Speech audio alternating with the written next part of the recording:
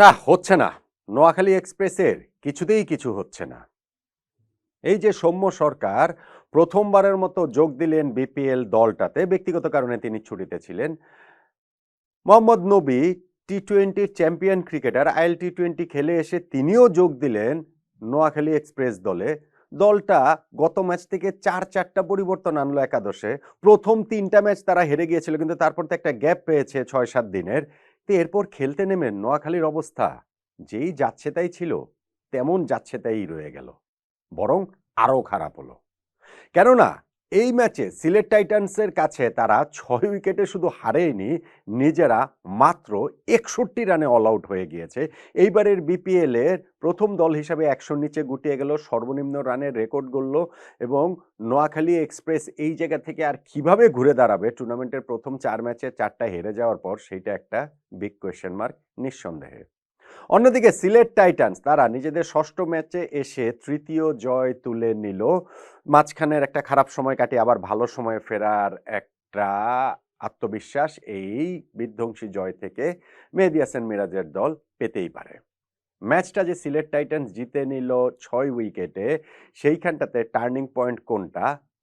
নাসুম আহমেদের বোলিং ছাড়া অন্য কিছুর কথা কি বলা যায়?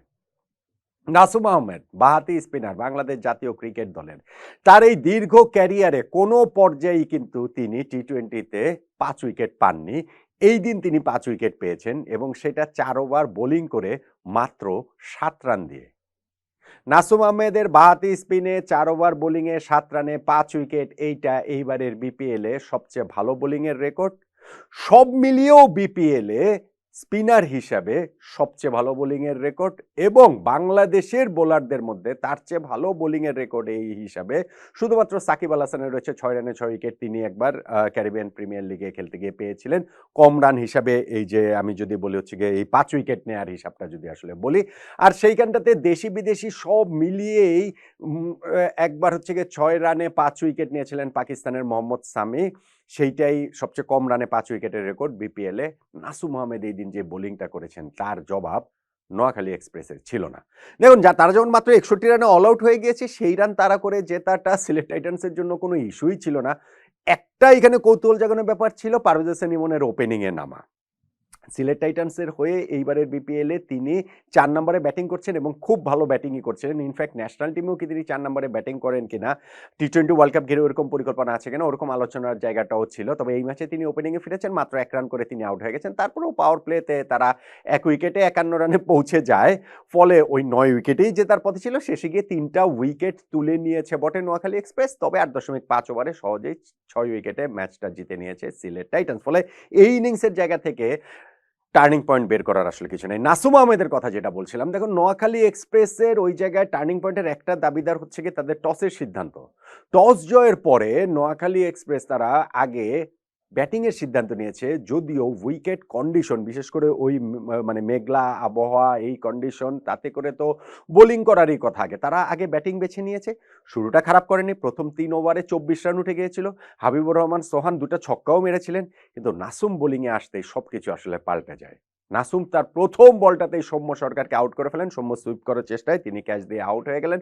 ওই ওভারে মুনিম শারিয়ারও একটা আত্মঘাতী রান আউট তিনি হয়ে গেলেন, এবং নেক্সট ওভারটাতে তারা নোয়াখালী এক্সপ্রেস আরও একটা উইকেট তারা হারিয়ে ফেলে। পাওয়ার প্লেতে তারা ওই যে ৩০ রানে ৩ উইকেট তাদের চলে যায়। তো তারপরেও মোহাম্মদ নবী ছিলেন, কিন্তু নবীও উইকেটটাও যখন তাদের চলে যায় ১০ ওভার শেষে তাদের ৪৫ রানে ৪ উইকেট। ৬১ রানে অল আউট হয়ে যাবে ওমনটা তো আসলে বোঝা যায়নি। এবং সেইখানটাতে তারা শেষ ১৫ রানে শেষ ৬ উইকেট হারায়, শেষ ৬ রানে শেষ ৫ উইকেট হারায়। নাসুম আবার বোলিংয়ে ফিরে হায়দার আলীকে আউট করেন, তারপরে ১ ওভারে ৩টা উইকেট তিনি নিয়ে নেন। ওই যে ৪ ওভার বোলিং করে ৭ রানে যে বলছিলাম ৫ উইকেটে তিনি পূর্ণ করে ফেলেন, এবং অঙ্কন লাস্ট ব্যাটসম্যান হিসেবে যখন আউট হন মাত্র ৬১ রানে অল আউট হয়ে যায় নোয়াখালী এক্সপ্রেস। সিলেট সেই রান তারা করে সহজেই জিতে গিয়েছে। টার্নিং পয়েন্ট নাসুমের বোলিং ছাড়া অন্য কোনো কিছুকে বলা যাচ্ছে না।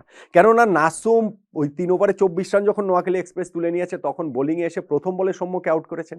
আবার যখন তিনি বোলিংয়ে ফিরেছেন, ফার্স্ট ওভারে হায়দার আলীকে আউট করেছেন, এবং নিজের লাস্ট ওভারটাতে তিনি ৩টা উইকেট একই ওভারে তুলে নিয়েছেন। ৪ ওভার ৭ রান ৫ উইকেট, এইরকম বোলিং পারফরমেন্সের পর অন্য কিছুকে কি টার্নিং পয়েন্ট বলার আর উপায় আছে? বলেন তো দেখি। সিলেট টাইটান্স তারা ট্র্যাকে ফিরল, কিন্তু নোয়াখালী এক্সপ্রেস তাদের ট্রেনের গতিটা আসলে লাইনচ্যুত যে হয়েছে সেইটা যে কিভাবে ট্র্যাকে ফিরবে কে জানে।